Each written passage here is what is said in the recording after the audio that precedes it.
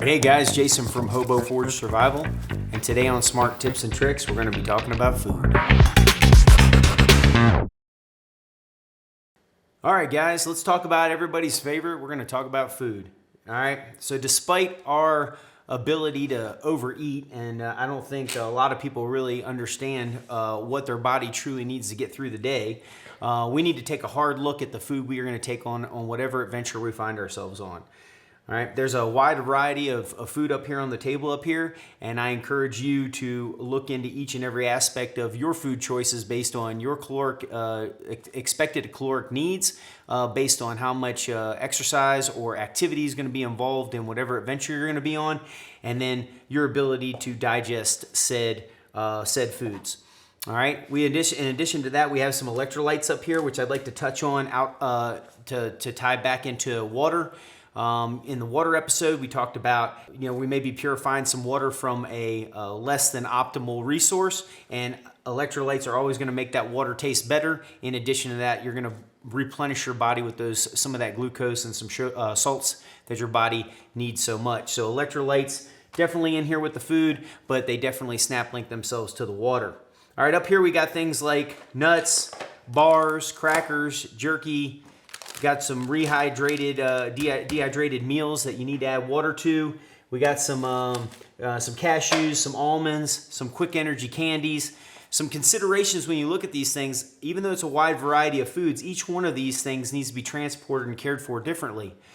If we think about rehydrated meals, we have to think about what it costs to eat one of these. We have to use some water, we have to heat the water up potentially, and then put some water in that bag to eat those. So there's a couple steps involved into consuming these guys. Even though you get a lot of bang for your buck here as far as caloric calories replaced, there's a few steps involved. They're definitely not quick energy out of your pockets on the go.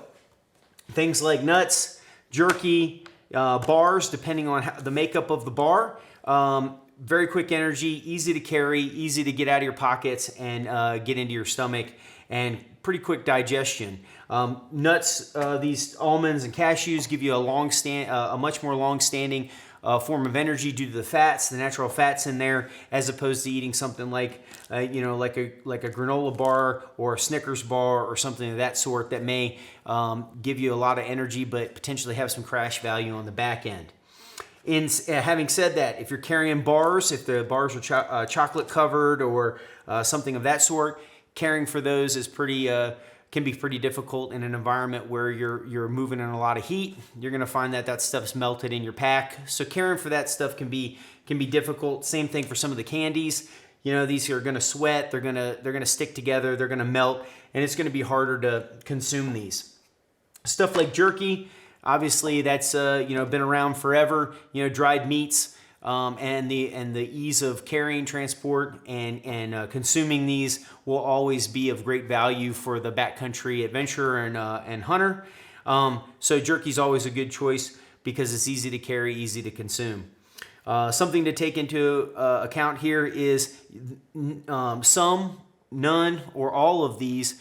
You may be able to consume quite well. I encourage you to, again, like I said, take your adventure into account, the amount of calories you expect to need during the amount of activity involved, and choose the right kind of food according to your body, how you digest that food, and then practice with that food prior to taking it afield.